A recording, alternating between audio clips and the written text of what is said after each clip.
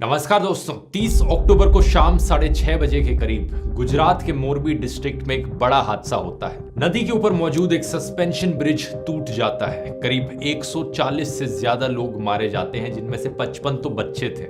ये ब्रिज गिरने के साथ साथ कई लोगों के मॉरल्स भी नीचे गिरते हैं। कुछ बिकाऊ पत्रकार उन लोगों पर ब्लेम डालते हैं जो इस हादसे में मारे गए कि उनकी गलती थी कि ये ब्रिज टूट गया।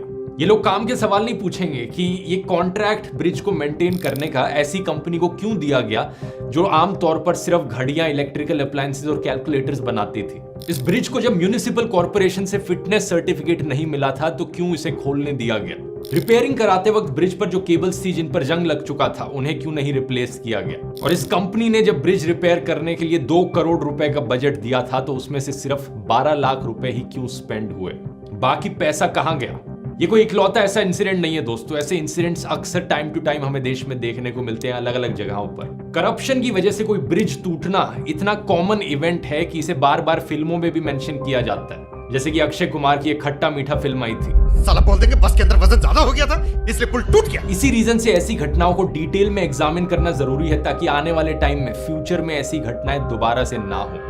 आइए समझते हैं आज के वीडियो में। गुजरात के मोरबी में माछू नदी पर बने केबल पुल के रविवार शाम टूट जाने से 130 से ज्यादा लोगों की मौत हो चुकी है। At least 141 people have died.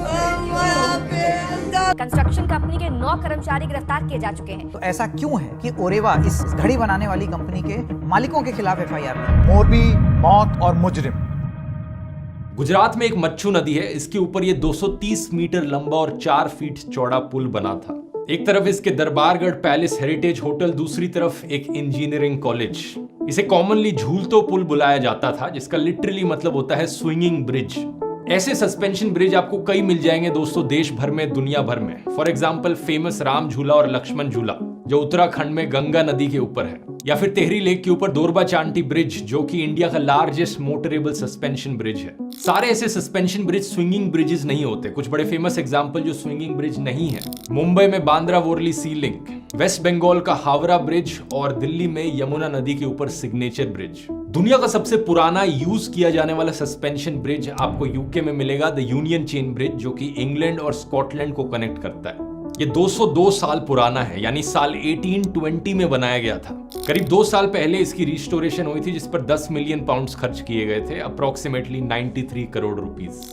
अपने मोरबी के ब्रिज पर आए तो इसे बनाया गया था मोरबी के farmer ruler sir Waghji Thakur के द्वारा। इसे तब के मुंबई के गवर्नर रिचर्ड टेम्पल के द्वारा इनॉग्रेट किया गया था 20 फरवरी 1879 को, यानी ये 143 इयर्स पुराना था। उस समय में इस ब्रिज को बनाने की कॉस्ट पड़ी थी 3.5 लाख रुपीस, जो कि बहुत बड़ा अमाउंट होता है उस समय के लिए। लेकिन अपने समय के लिए इसने लेटेस्ट टेक्नोलॉजी का इस्तेमाल किया था और एक टेक्नोलॉजिकल मार्वल था ये। कई 100 साल बाद आगे चले तो साल 2001 में एक भयंकर अर्थक्वेक जो गुजरात में आया था, उसकी वजह से ब्रिज डैमेज हो गया था।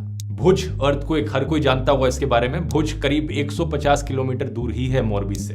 तो सिवियर डैमेज हो गया था ब्रिज को। अब शुरुआत से ही ये पुल एक्चुअली में मोरबी म्युनिसिपैलिटी के कंट्रोल में रहा था, जब से म्युनिसिपैलिटी की एज अ बॉडी फॉर्मेशन हुई 1960-61 में। इस म्युनिसिपैलिटी के अकॉर्डिंग एक कानून हुआ करता था कि उस समय पर सिर्फ 15 लोग इस ब्रिज पर अलाउड होंगे एक समय पर। तब लोगों से टिकट चार्ज करी जाती थी जिसका दाम था सिर्फ 1 रुपए। आगे चलकर ये साल 2008 में ही पहली बार था कि ओरेवा ग्रुप इस पुल के साथ इन्वॉल्व हुआ। 2008 से लेकर 2018 के बीच में इस ओरेवा ग्रुप को कॉन्ट्रैक्ट दिया गया इस पुल को मैनेज करने का। 2018 में जब इनका कॉन्ट्रैक्ट एक्सपायर हुआ तो इन्होंने रिन्यू नहीं किया उसे, क्योंकि इनकी डिसएग्रीमेंट थी म्युनिसिपैलिटी के साथ टिकट के रेट्स को लेकर। ये कंपनी टिकट के रेट को बढ़ाना चाहती थी, 10 रुपए से बढ़ाकर 15 रुपए करना चाहती थी, लेकिन म्युनिसिपैलिटी इससे सहमत नहीं थी। करीब 2 साल तक इनके बीच में डिस्कशंस चलते रहे और इस 2 साल के इंटरिम पीरियड में भी ओरेवा ग्रुप ही इस ब्रिज को मैनेज कर रहा था। सोर्सेज के अनुसार स्टेट गवर्नमेंट के ऑफिसर्स को बीच में टांग अड़ानी पड़ी अपनी और म्युनिसिपैलिटी को मनाना पड़ा, जिसके बाद म्युनिसिपैलिटी मान गई कि ठीक है, दाम बढ़ाया जा सकता है। तो इसके चलते 3 जून 2020 ओरेवा ग्रुप एक नया कॉन्ट्रैक्ट प्रेजेंट करता है म्युनिसिपैलिटी को, 15 साल का कॉन्ट्रैक्ट, जिस कॉन्ट्रैक्ट में एलिजिडली लिखा जाता है कि इस ब्रिज की फुल फ्लेजिड रेनोवेशन कराना इस कॉन्ट्रैक्ट का हिस्सा है। रिकॉर्ड्स हमें दिखाते हैं कि 27 अगस्त 2020 को म्युनिसिपैलिटी मान जाती है ओरेवा के प्रपोजल को। लेकिन ये समय पैंडेमिक का समय था, तो पैंडेमिक के चलते ये ब्रिज बंद पड़ा था। 1.5 साल बाद जाकर मार्च 2022 में ही